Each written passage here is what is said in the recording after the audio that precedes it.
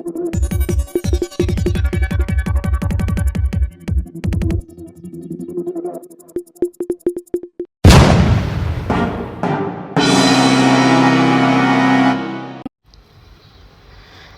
लोकसभा सार्वत्रिक निवडणूक सन 2024च्या पार्श्वभूमीवर जिल्ह्याचे सीमावर्ती भागातून गुटखा व मद्याची अवैधरित्या होणारी तस्करी रोखण्यासाठी नाशिक ग्रामीण जिल्हा पोलीस अधीक्षक विक्रम देशमाने यांच्या आदेशानुसार तीव्र स्वरूपात कारवाई करण्यात येत आहे। त्या अनुषंगानं स्थानिक गुन्हे शाखेचे पोलीस निरीक्षक राजू सुर्वे यांना मिळालेल्या गोपनीय माहितीनुसार मुंबई आग्रा महामार्गाने नाशिक ते धुळे बाजूकडे जाणाऱ्या ट्रकमधून मोठ्या प्रमाणात अवैधरित्या मद्याची तस्करी होत असल्याची बातमी मिळाली। त्यानुसार स्थानिक गुन्हे शाखेच्या पथकातील अधिकारी व अंमलदार यांनी 5/4/2024 रोजी मुंबई आग्रा महामार्गावर चांदवड तालुक्यातील सोग्रस फाटा परिसरात वाहन तपासणी सापळा रचून महाराष्ट्र राज्यात विक्रीस प्रतिबंधित तसेच गोवा राज्य निर्मित व केवळ गोवा राज्यातच विक्रीकरिता असलेला खालील वर्णनाचा व किमतीचा मुद्देमाल आरोपीच्या ताब्यातून एका टाटा ट्रकसह जप्त केला। यातील आरोपी पद्मसिंग कैलास बजाड याने गोवा राज्यातून मद्यसाठा ट्रकमध्ये भरून बिल न बनविता ट्रकमध्ये अमोनियम क्लोराईड टाईप पावडरचा माल असल्याचं भासून त्याचे बनावट बिल पावत्या तयार करून व त्या खऱ्या असल्याचं भासून अवैधरित्या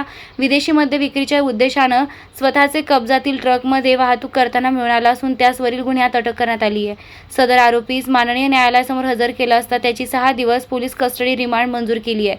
सदर गुन्ह्यातील पुढील तपास स्थानिक गुन्हे शाखेचे पोलीस निरीक्षक राजू सुर्वे यांच्या पथकातील सहाय्यक पोलीस निरीक्षक गणेश शिंदे व अंमलदार करीत आहेत।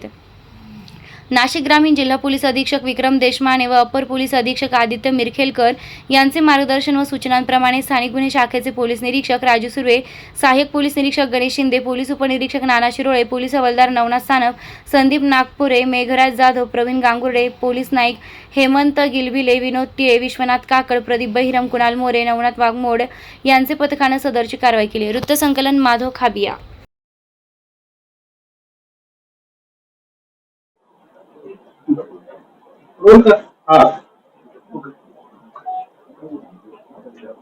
आगामी 2024च्या लोकसभा निवडणुकीच्या पार्श्वभूमीवर भारतामध्ये सर्व ठिकाणी आचारसंहिता लागलेली आहे आणि त्यामध्ये अवैध दारू, अवैध गुटखा वाहतुकाची कारवाईसाठी आम्ही एक मोहीम सुरू केलेली आहे। त्या मोहिमेअंतर्गत काल दिनांक 5 एप्रिल 2024 रोजी संध्याकाळी आम्ही नाशिक जिल्ह्यामधून वाहतूक होत असलेला अवैध मद्यसाठा पकडलेला आहे। तो मद्यसाठा अंदाजे 43 लाख किमतीचा आहे। त्यासोबतच आम्ही एक आयशर गाडी सुद्धा पकडलेली आहे, तिची किंमत अंदाजे 18 लाख आहे। असा टोटल 61 लाखांचा मुद्देमाल ज्यामध्ये अवैध दारू ही आम्ही काल पकडलेली आहे।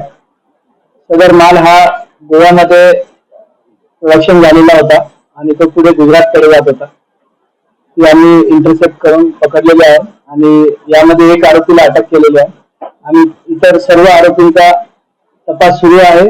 गुन्हा करण्याची पद्धत, त्यांनी गुन्हा कसा केला, त्यामध्ये कोण कोण सहभाग होतोय ते सर्व आता आम्ही त्याचा शोध लावत आहे आणि ही काल अशी आम्ही कारवाई केलेली आहे। कसं कनेक्शन होते सगळं किंवा कोणत्या शहरांमध्ये? हा माल जो आहे तो गोवा राज्यापुरताच मर्यादित आहे। तिथून तो कोल्हापूरला आला, कोल्हापूरवरून मालेगावला तो माल येणार होता, तिथे ड्रायव्हर बदली करून पुढे तो गुजरात राज्यामध्ये जाणार होता। तर ती गाडी आपण मुंबई आग्रा हायवेवर काल पकडली।